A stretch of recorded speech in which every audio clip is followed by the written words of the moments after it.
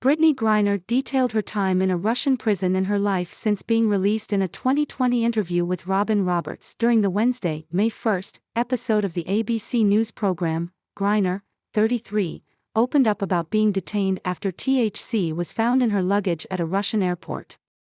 The basketball star said that after signing a form written in Russian that she couldn't read, she was handcuffed and taken to a 77 cell with a metal bed and a hole in the ground for the toilet where she was forced to use her own clothes to clean herself. That I had a couple of shirts, a couple pair of sweats, the shoes on my feet, she told Roberts, 63.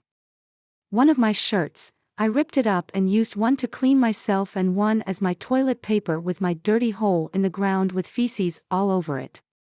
That was the moment I felt the dirtiest and less than a human. She was later transferred to IK1, where she was put in a group cell that contained a knife left behind by a guard after lunch. Griner described her sleeping area as being filled with dirt, grime and absolute filth, calling it the dirtiest she felt during her 9-month prison stay. Griner recalled her mattress, which didn't fit her 69 build, having a huge blood stain on it, and that there were some months when prisoners received no toilet paper. Their toothpaste, meanwhile, was 15 years past its expiration date. We used to put it on the black mold to kill the mold on the walls, she said. When it came to the food, Griner told Roberts that mornings consisted of a really thick porridge that was more like cement, while dinner was a little piece of fish with nothing but bones in it. Griner noted that 15 minutes of recreational time outside would often turn into 2 hours, and the prisoners would have to bang on the bars begging the guards to let them back in. Eventually, she was forced to cut off her dreadlocks because they kept freezing. You gotta do what you gotta do to survive, she added. As she recalled the harrowing conditions, Griner confessed that it was in her first few weeks in confinement that she considered suicide. I wanted to take my life so more than once in those first weeks, I felt like leaving here so badly, she shared while holding back tears. I didn't think I could get through what I needed to get through. Ultimately, however, Griner decided to push forward for the benefit of her loved ones. I was just like, what if they didn't release my body to my family? I can't put them through that. I have to endure this. Griner's final stop was at a penal colony called IK2, which Roberts described as one of the worst prisons in Russia.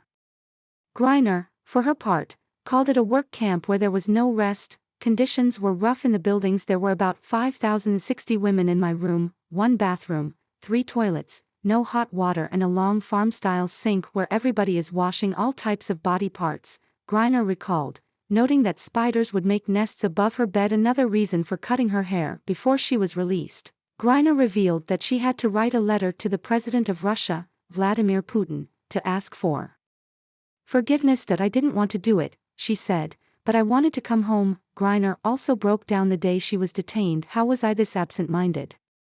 The WNBA star said in a segment that first aired on Good Morning America earlier on Wednesday.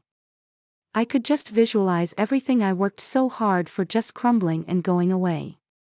Granted, my mental lapse was on a more grand scale, but it doesn't take away from how that can happen. At the end of the day, it's my fault, and I let everybody down. Griner was arrested at a Moscow airport in February 2022 while she was in the country to play for UMMC Ekaterinburg during her WNBA off-season. Local law enforcement officers claimed that Griner smuggled hash oil cartridges in her luggage and subsequently arrested her. 6 months later, Griner stood trial and pleaded guilty but asserted that there was no intent. A Russian judge found her guilty in August 2022 and sentenced the athlete to 9 years in prison and a fine of 1 million rubles. Griner was ultimately released in December 2022 as part of a prisoner exchange. This is a day we've worked towards for a long time, President Joe Biden said in a press conference at the time. It took intense negotiations, and I want to thank all the hard-working public servants across my administration who worked tirelessly to secure her release. He added, these past few months have been hell for Brittney and her wife Cherelle Griner. People all across the country have learned about Brittney's story and advocated for her release and stood with her throughout this terrible ordeal, and I know that support meant a lot to her family.